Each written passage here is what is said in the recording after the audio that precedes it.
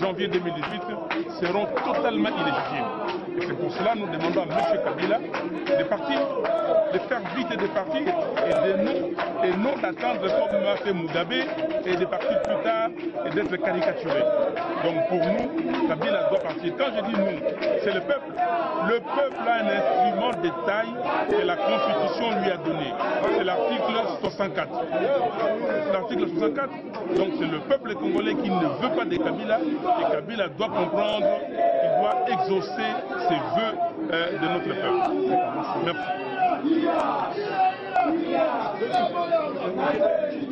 Une dernière question.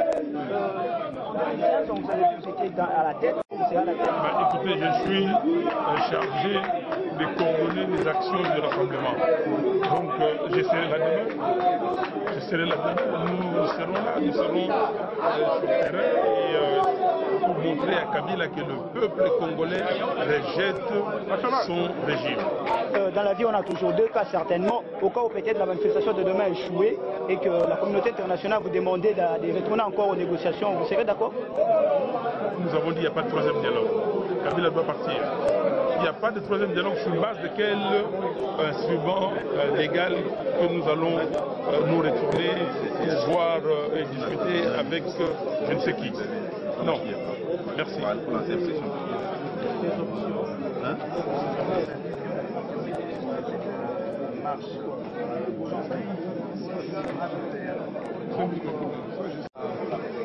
Accepter finalement qu'on marche demain, c'est une bonne chose. C'est de notre droit. Et quand on marche croisé, pourquoi il y a une police dans ce pays? Il y a une police dans ce pays pour encadrer, pour protéger de paisibles citoyens. Je crois que chaque groupe a des objectifs poursuivis en marchant. On ne voit pas pourquoi on doit avoir des plaintes cantassées ou penser qu'il y aura hécatombe ce jour-là, parce que chacun a ce droit de manifester, d'exprimer ses opinions. De mon point de vue, j'estime que plusieurs marches ou deux marches ne peuvent pas poser problème si réellement on est sérieux, si on a une police vraiment républicaine. Merci. Mais ça va se faire sans lui. Ça va se faire sans lui. Nous l'avons déjà dit. On aimerait bien, ça c'est la fonction de l'UDPS, avoir à la tête de ces pays un monsieur neutre qui ne pourra pas se présenter aux prochaines élections. Et là, nos regards sont tournés vers la société civile.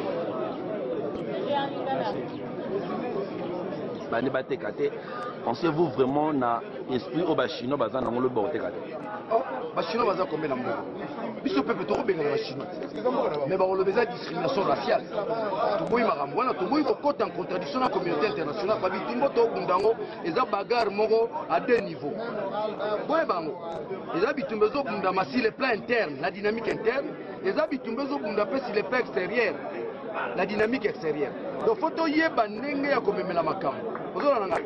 Parfois ba bato bazoluka esengani ba odiembela. Ozolana lelo église catholique azana biso. Lobi ba Christ ba obima ba sango ba obima lobi. Ngai mo nazo bisa na uti ko sola ba père de skate. Lobi ba obima. Et puis d'ailleurs Baba msubo ni boko boye ba musiko eza ko bomba terre. Na olala na 7 sango na Selembao. 7 sango na olala na bango na Selembao. Ozolana nanu to sala mobilisation bo mona ba track eza partout. Les tracts sont partout. Totamboli pe partout na base na biso. Kindele na université de Kinshasa, ba obima, campus de Kinshasa. Ba petit na so be étudiant tout ba obima. Yo yebi ke banganga ba obenganga ba obelo ba obima. Banganga benginga, abinga zanganga, na kala kinga sana suka. Daniel obima lobby. Les lieux traqués. Donc lobby eza événement voisin au côté. J'en profite na message Ondé Bozalia. J'en profite s'adresser à Thierry Moussenepo. Aux jeunes, pour le Cambon, on a leur consulté. Je m'adresse à Thierry Moussenepo, qui est au service de Mende. Mende, Azraki Caporal. Yo Thierry, Ozano Elenge, jeune de Tibiso, Tika Kolanda Bato Basibadindi, Thierry Moussenepo, qui ne présente rien à Kinshasa.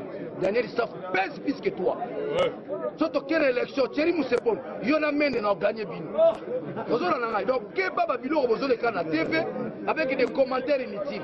J'en profite à travers cette interview, saluer Henri Kondo, qui est en train de jouer ce qu'on appelle l'opposition constitutionnelle et institutionnelle. Voilà les deux choses. Qui caractérise Henri Thomas Lokondo. Une opposition constitutionnelle et institutionnelle au sein des institutions. Azobeta bango bilo. Tala batiri musepono bato obatiri. Bino bala mibali bino bilenge. Baromi osala bino ni makaya buna wenzeli pa basomba kende ko lobaboe. Sala boy. Je m'adresse à Thierry Moussenepo. Tu n'y représentes rien dans cette ville. Demain, nous allons vous démontrer que nous avons le leadership dans la ville. Thierry Moussenepo, Bimisa Batunayo Lobby. Dans la Kisa, que biso bana Kinshasa. Que to commune à niveau Oyo, bino moko bo pesi biso eni na mutema. Nzala, nous ça les atis, bakanaï, injustice. Au finish, ça nous donne la haine. Haine à biso comme une gorge. Bien que nous avons la haine, nous allons marcher selon les enseignements du maître, les Mahatma. Je cite Tien Tshisekedi wa Mulumba. Ne jamais se référer à la violence. Torobimana bino pacifiquement. Toboibo a raison. Boye barango qui peut perdre infiltrer biso. Infiltrer biso, mais lobby boye bango que nous avons pris des garde-fous. Oya ko panza. Oya ko finga. Tu comprends maman yo os infiltré. Vous comprenez? Lobby est allé sortie officielle à Lyon tranquille. C'est la sortie officielle à Lyon tranquille. Et quand les lions sortent, ils sortent avec un seul objectif, la réappropriation de la nation. Bakolomboka, bazozwamboka na bango yonani opekisa bango. Yonani.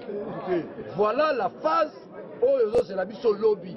Boye la bino na bandako na biso te potola na ndako te. Les nazo bima na kese lembao. Na seti sango. Chapelé na chapelé. Mais comment les barrières les zongi, ba contrôle les zongi au cas où lobby dans tongo ba la barrière. La force d'un peuple c'est plus qu'une bombe atomique. Kabila banda na pouvoir à mon arango déjà. Mokolo ba tsaka ba conditionner l'élection n'est-ce pas par rapport à la loi électorale. À mon arango. On les acquis 0,01%. Lobby pena ba on soit 70%. Au marché Simbité, je m'adresse aussi à Tundouli. Vieux, Mbonga Jekamine est là. Et si la Mbonga Jekamine, pour les Mbonga Jekamine est à mon bout. Au Bombagité, je m'adresse à ces gens-là. Lobby, nous contredisons la majorité présidentielle. Na bango na lukuta na bango. Dans la Sony. Sony Bayo, qui est avec ça la réunion. Moto abimisi bango na mpoisa, moto on a ni policier. C'est pour dire que le niveau du patriotisme et comme na moto nyonso on a le compatria mutu nyonso tout à s'engager ne loko wana.